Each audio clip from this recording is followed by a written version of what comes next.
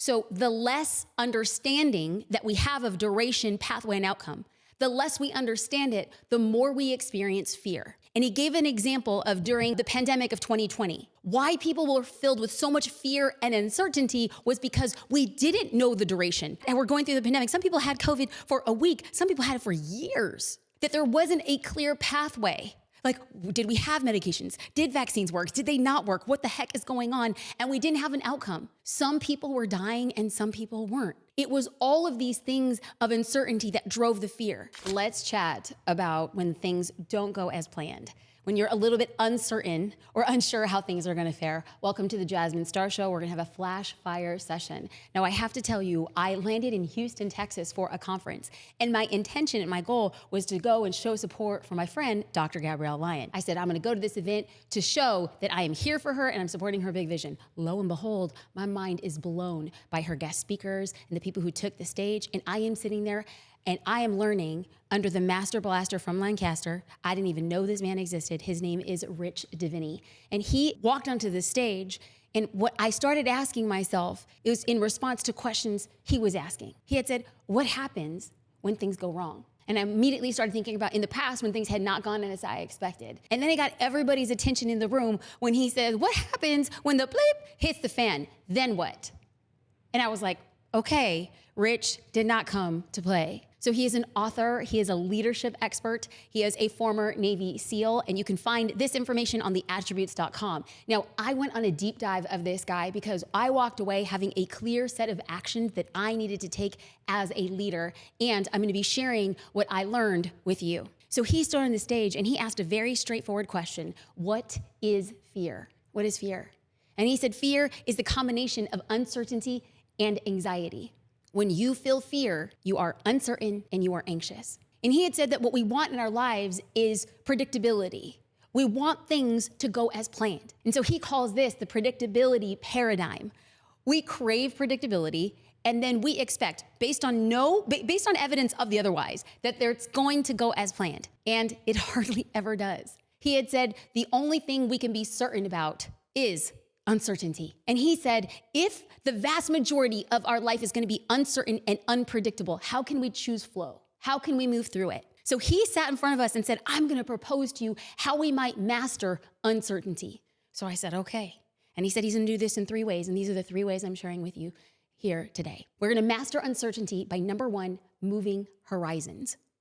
So he had explained that we as humans are driven by our nervous system. So in fear, our limbic system, this is what he calls like the lizard brain, our limbic system takes over. So it impedes us from thinking clearly, from thinking rationally, and we make poor decisions. That is the limbic system taking over. But he says, like, we need to be very conscious that our frontal lobe is gonna help us think and take control. And so him, being a former Navy SEAL and trained the best of the best, had said that Navy SEALs are honing in that frontal lobe concentration. That the only thing that a Navy SEAL can expect all the time is uncertainty. So how do they stay in control? They focus on the frontal lobe and they think rationally through this. And so if we want to understand what it means to set horizons, to actually follow through and say, how do we can control our emotions? What are the things that we're doing? So he breaks it down in 3 simple ways. Number 1, duration.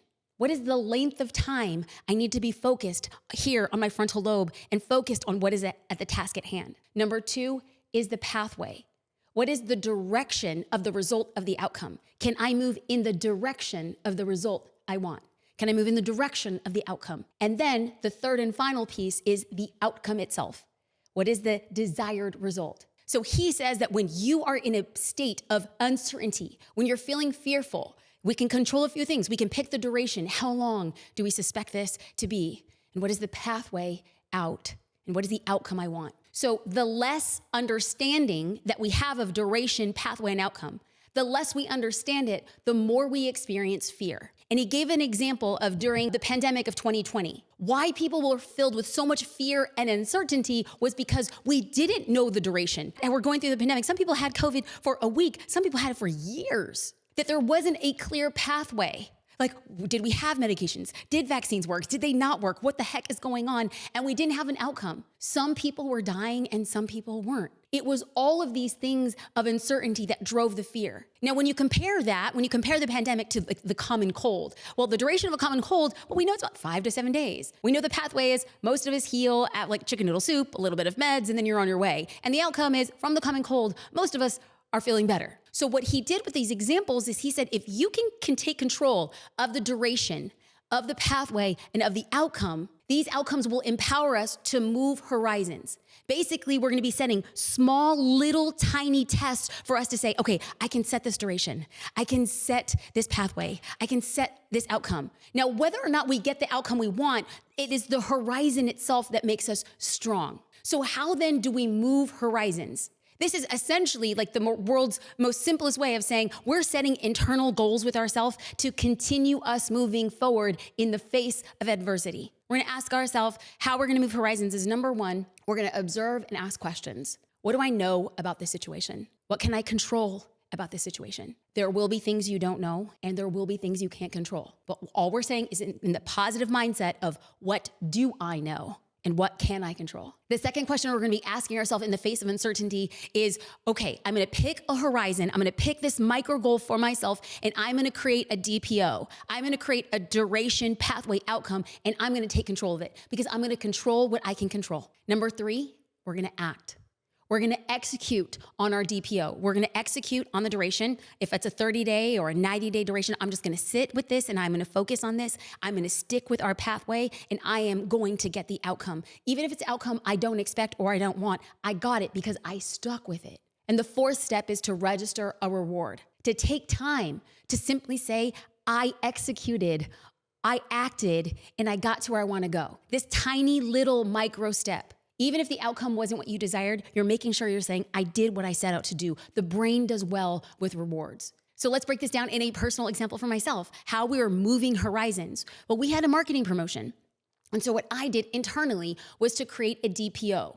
I created the duration. Well, we had 2 weeks for lead generation. That was my horizon. I got 2 weeks to make this happen. Then we had a pathway. I was creating free educational authority building resources. That was gonna be the way that we were going to go through a 2-week promotion. And the outcome, well, what we did is we set good, better, best goals, these lead generation goals. So what I had done in a real life example was I was setting horizons and I didn't know I was until I sat under Rich and I said, I actually do this and this is what keeps me going on the hardest days. And now I wanna pass this framework to you so that you could set up a framework. How long am I gonna be doing this? What is the pathway and what is the outcome? And then Rich went on to explain the second part of this conversation on setting horizons was that we have to make them meaningful. Meaningful horizons are creating steps in achievement. So he is not saying, go climb Mount Everest. He's saying, what are the small steps along until you reach the top of Everest?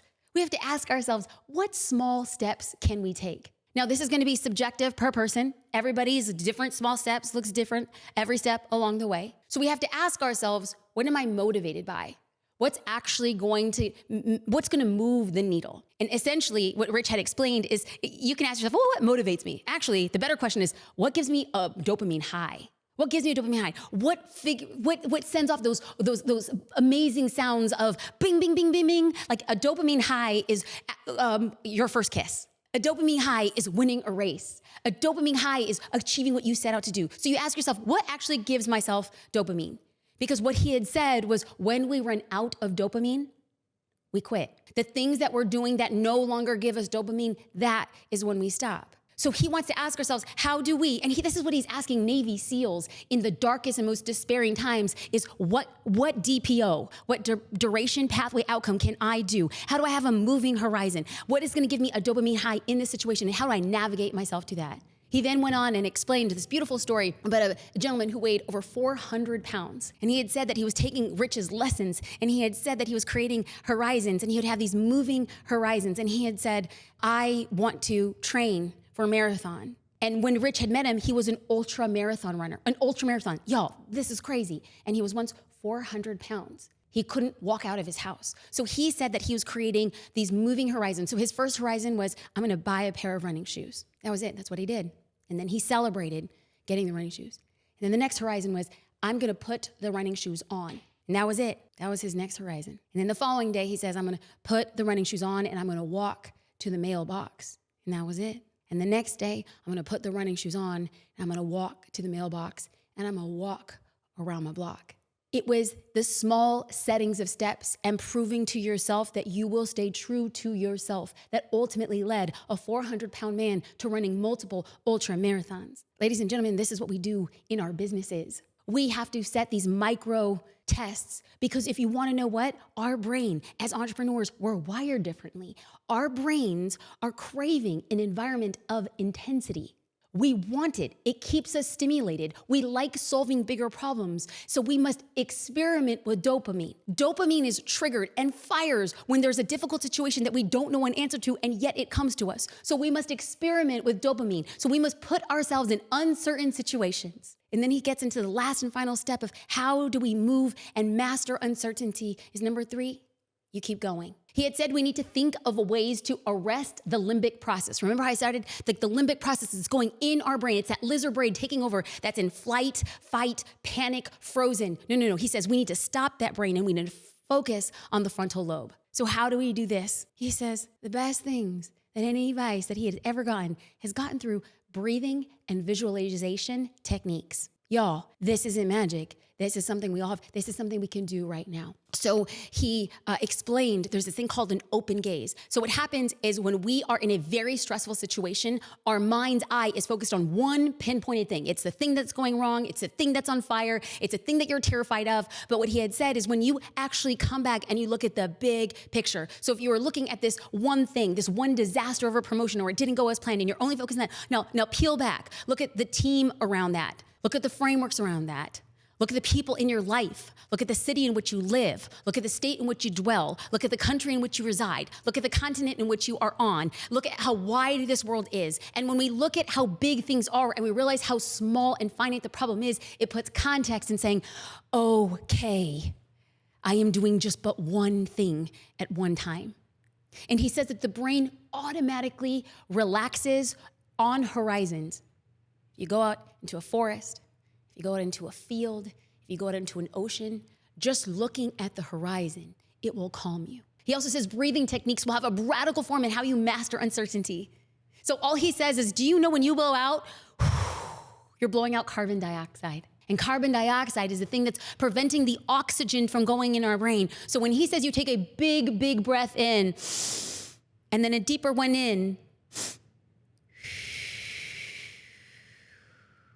you do that 10 times over and your whole system relaxes and the limbic brain retreats and the frontal lobe is then engaged. That is the very thing we want.